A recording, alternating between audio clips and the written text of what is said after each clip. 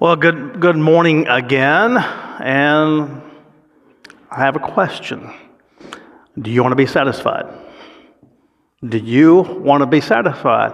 I think the alternative, we would say, well, I don't want to be dissatisfied, right? Can I tell you that I wish I could make you satisfied? But there are some people and entities in the world that says, we will make you satisfied. Do y'all know who that is? Do y'all remember those things called catalogs? Y'all remember those things called catalogs? Sears Roebuck is the first one that comes to mind, right? Now you can't see it. I don't think you can. Yeah, you might get to see it. The byline underneath the Sears, the third line down, you know what it says? Satisfaction guaranteed. Satisfaction guaranteed, as long as we're open. I think that should be what they should say. All right? So they guaranteed it. And other places they actually said satisfaction guaranteed or your money back. Right? We're going to replace it if you're not satisfied, or we're going to give you your money back. I think this is from 1960 catalog. I didn't look at that one, by the way. So I looked at ones later. I'm pretty sure when I talk about this, a little bit later today, everybody's going to go, what's a catalog? I have no idea. But this satisfaction guaranteed stuff, there's some companies that take it pretty seriously. And I have been at Walmart when people return stuff, and I'm going like, I can't believe you're returning that. They've used it, and it's filthy, and they're getting their money back. Seriously. And when's the last time any of you had Amazon say, no, you can't return that? Right? I hadn't had it yet.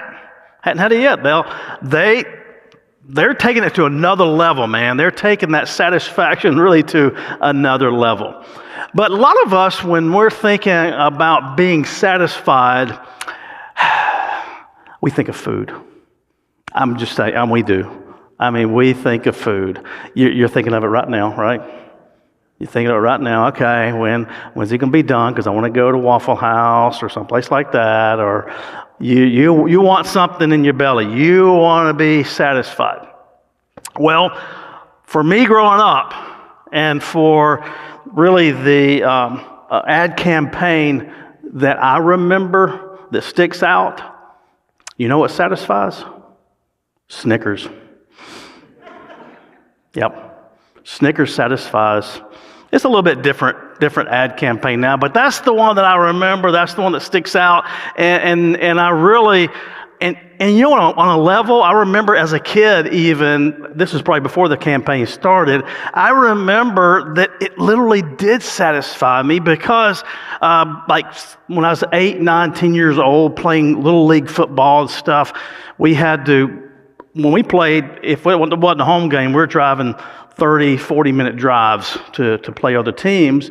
At the end of those games, my dad would always have a Snickers bar in the car for me to eat after the game. And I can tell you, after playing football for an hour and a half or whatever, it did satisfy me. It really did. I also remember that, in the fall in the South, it's still hot. Y'all do know that, right? It's still hot all the way, I think, till Christmas. But anyway, that many times the Snickers bar would be melted. And I remember having to hold it at the air conditioner vent. Yes, I had air conditioning in a car. I'm not that old, right? We had air conditioning in the car. I held it up there on the drive home to get it to not be melted anymore so I could eat it. All right? So, today, do you want to be satisfied? That's the question. So, and yes, we have Snickers bars. And I would tell you to raise your hand, but I've actually pre-selected 2 people. They just don't know it yet because I'm going to go over here. All right?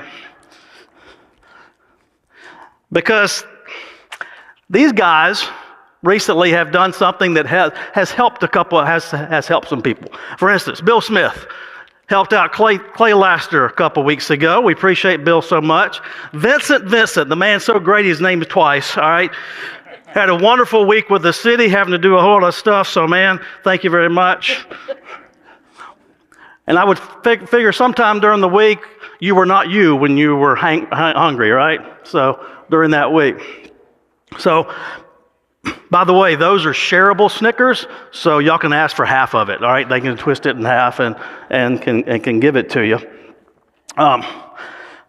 But I wish I could say that I could do something to satisfy you. I wish I could give every one of you Snickers and say, you know what? You will be satisfied if you eat this. But you know that's only temporary. That's only temporary. But I believe there's something that we're going to look at today in the Beatitudes that will let you know what? I can be satisfied. And it's not a satisfaction that is temporary. It is a satisfaction that can make a difference in my life and make a difference in those around me, those I encounter. All right? And this is Matthew 5:6. This is our beatitude for today. Blessed are those who hunger and thirst for righteousness, for they will be satisfied. Blessed are those who hunger and thirst for righteousness, for they will be satisfied.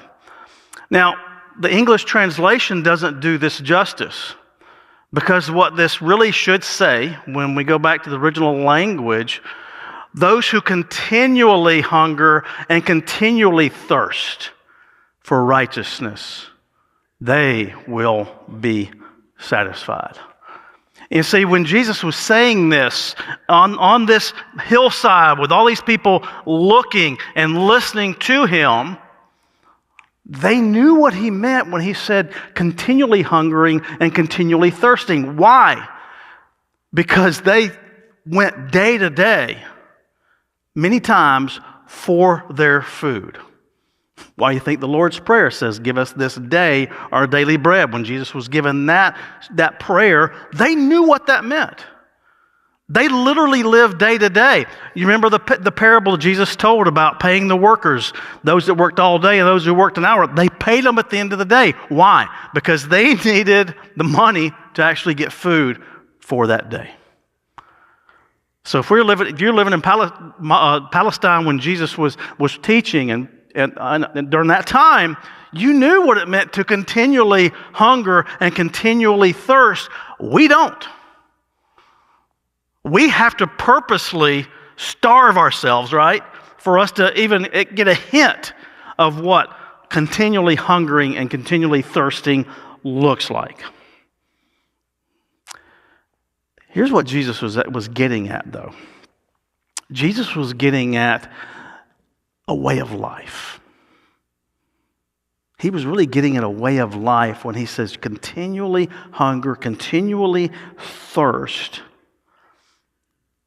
He was wanting us to understand that this is a way of life. Just like those people hearing him, it was a way of life for them to hunger and thirst for their next meal and water. It was a day-to-day thing. And he was saying this is the same thing for us. This continual hungering and thirsting to know God.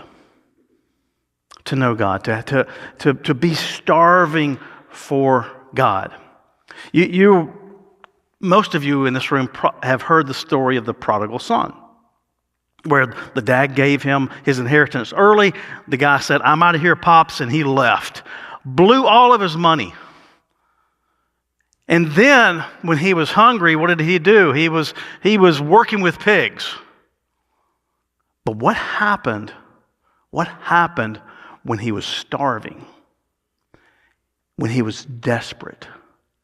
He went back to the Father. He went back to the Father. He got to that point of starving and in desperation, and he returns to the Father. Are we at the point of understanding the heart of the Father? Do we have that desire? Right?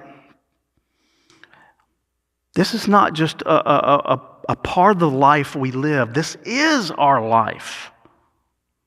This is the life that we are challenged to give. The psalm that Tony played and Laura Grace were singing was from Psalm 42.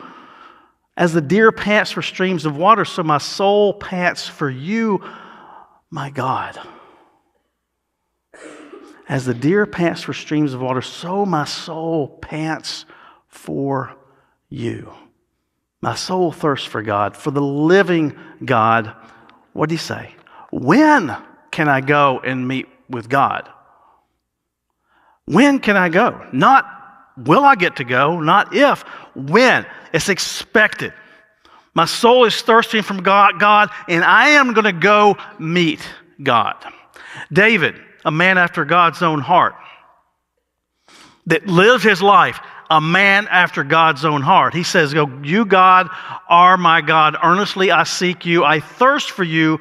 My whole being longs for you in a dry and parched land where there is no water.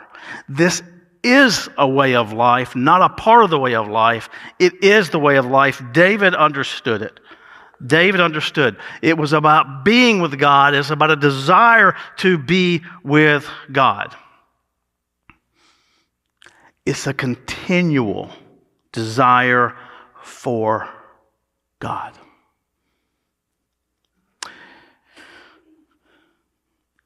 In Jesus' framework, and in this sermon, he picks on some people, right? The audience knew who the people were that were supposed to be those that were longing for God, those that are supposed to be those who would meet with God. Those people were called the Pharisees. That was what the audience believed about these folks, right? You know what Jesus said about those folks?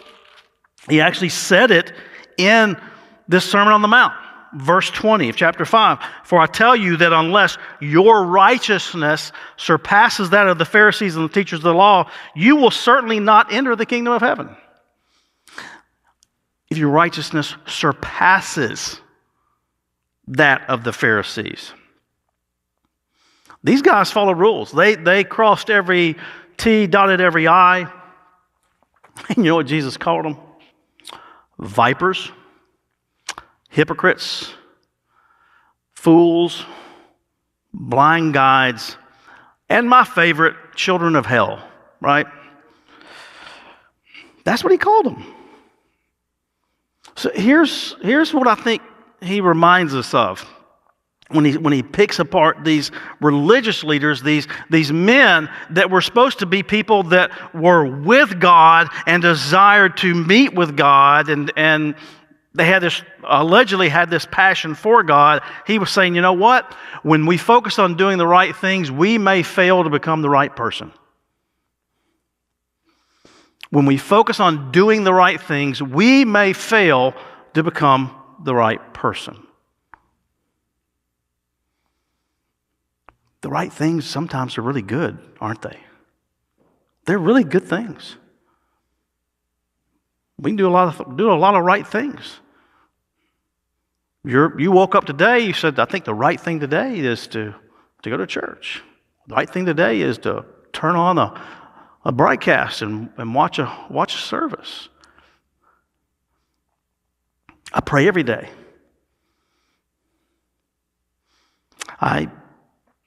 I give to charity.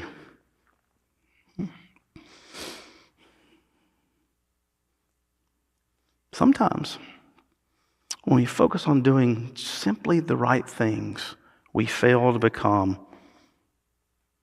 the right person. What is right? What is the right person? Right? What will bring us satisfaction? What will bring us satisfaction is actually being the right person. Because that's what righteousness is. Righteousness is really about being right with God, right? And actually we want to look at three different things real quickly when we talk about being righteous. But righteous, by and large, pretty simply, right with God. All right, so let's just talk about that. All right, being right with God. Being right with God. So we're supposed to be hungering and thirsting for God. That's what Jesus was challenging us to do. Hungering and thirsting for God. You know, when we think about the food thing, you know, Jesus brought up hunger and thirsting. We might as well go with that analogy. When we bring up the food thing, you know this. The longer you go without food, without water, the more you want it. Right? The longer you go, that desire to have it grows. With God, the more you go after God, the more you have with God, the more you want it. But conversely, here's the deal. The longer you go without God, the more comfortable you are without Him. The longer you go without God, you become comfortable with that void in your life. You become comfortable. If we don't eat and don't drink, we're going to want more of it. But it's opposite with God. With the more we have of God, the more desire that we have for God, the more desire that we have to be with God, you know what happens? We get more and more desire. We get more and more there. So how do we do that? What goes into this desire to want to be with God, to want more and more of God? We got to listen. We got to listen every day, not once a week. We got to listen every day. We have to be still. What's the passage? Be still and know that I am God. He didn't say run around all over the world to know He is God. He said be still and know that I am God. And here's the deal. When He tells us to be still and know that He is God, He's telling us as individuals, be still. You know. Be still and you know that I am God. Not be still and let somebody else tell you about God.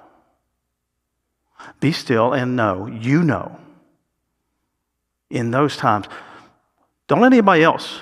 Don't rely on anyone else. Don't even rely on this time right now for you to know God. For you to be with God, for you to desire God.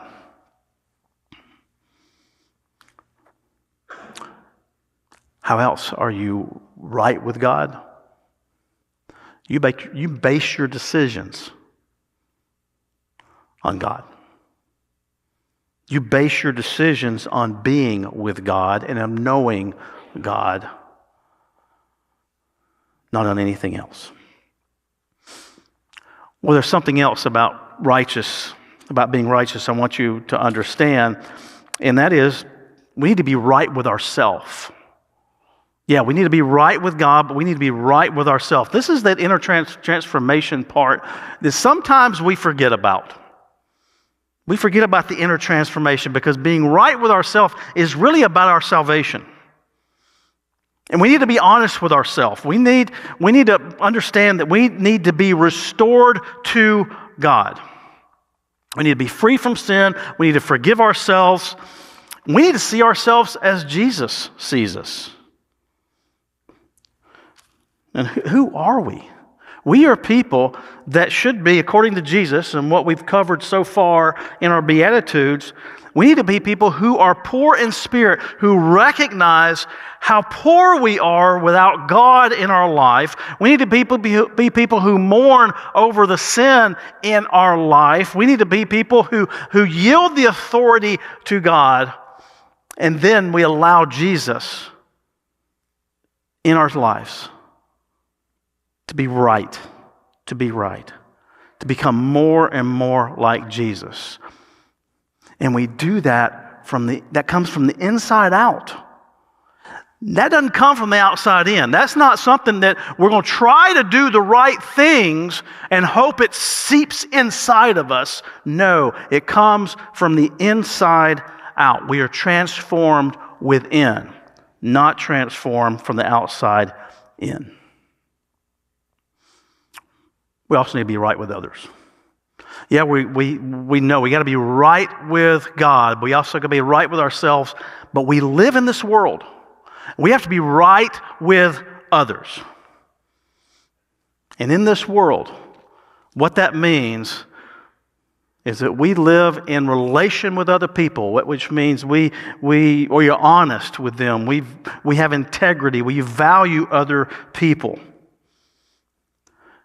Jesus outlines in the rest of this sermon, particularly chapter 5, he outlines what being right with others looks like. Because right after he says, let your righteousness surpass that of the Pharisees, then he gets into, this is how you live with other people. This is how you are right with others. This is how you are the right person. Because he says, okay, you may say, I didn't kill someone, so legally I'm right. But he says, if you're angry, Jesus says, if you're angry with someone, you're not the right person. You're not the right person.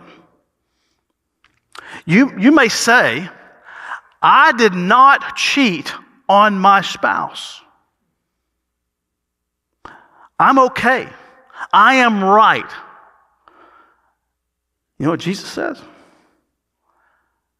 If you simply desire another person, you aren't the right person.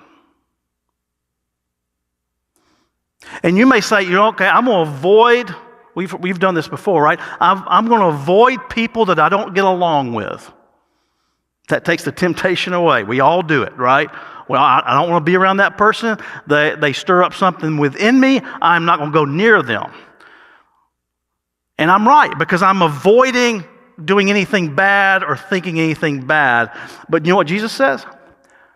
If you don't pray for them, you aren't the right person. You aren't the right person.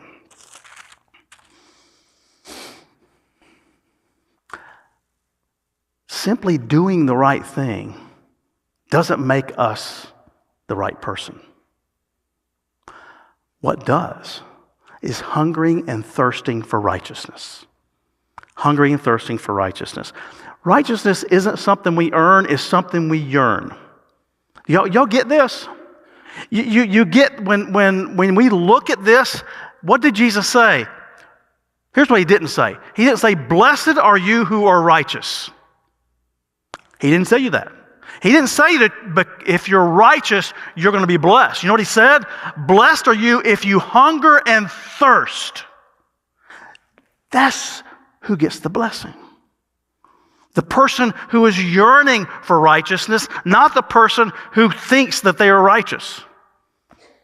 And in fact, the person who thinks they're righteous is the person who most needs it. That's the person who most needs it. This blessing, this beatitude, this blessing is about a desire.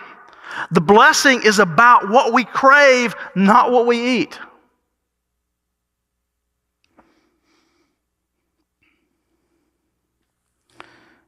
If we think we arrived, we don't get the blessing.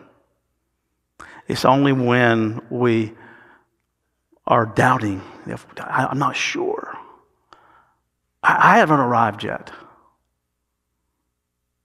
But I'm yearning for it. And Jesus said, you know what? You're blessed. You're blessed. Here's the weirdest thing that we may have a hard time grasping. Jesus says, blessed are you who hunger and thirst for righteousness, for you will be satisfied. So as we hunger and thirst continually, we will be satisfied, but we're never satisfied. You get this? I want you to catch this, right? We are satisfied, but we're never satisfied. And that's this paradox, and it's really a divine discontent. It's a divine discontent in our life that we got to catch a hold of, right? We got to catch a hold of and understand that we continually hunger and thirst. And yes, there will be satisfaction in that continuing to hunger and thirst, but it's never satisfied because we're wanting more. Because we have never arrived until we see Jesus face to face. And this is I know it's tough. But that's you're satisfied, but you're never satisfied.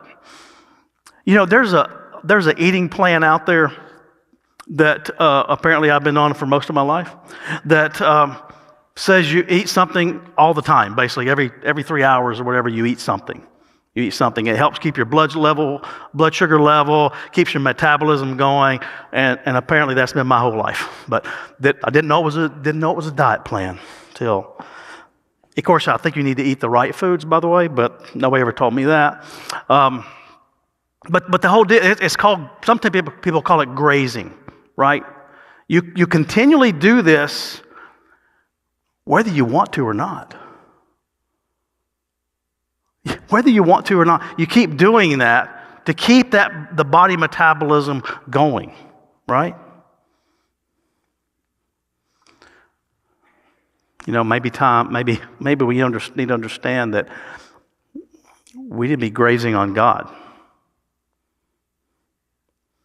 but make it a habit, not a snack. So here's my questions for you. What are you hungering for? What are you hungering for? Righteousness isn't something we earn, it's something we yearn. So what are you hungering for?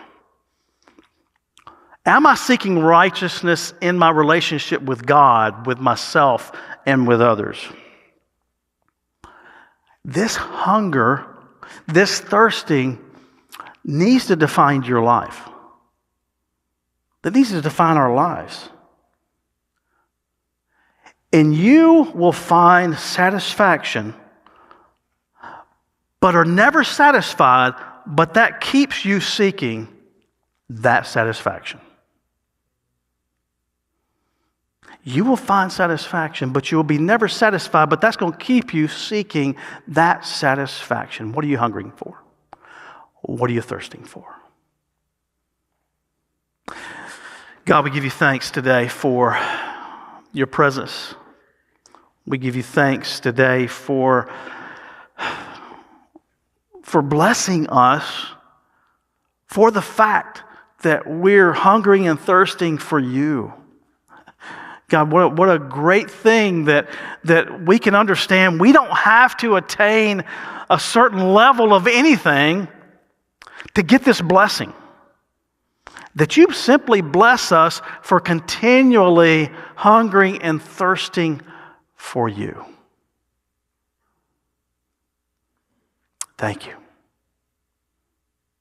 And I thank you that you bring satisfaction, but I'm never completely satisfied because I want to keep seeking that satisfaction. In Jesus' name I pray. Amen.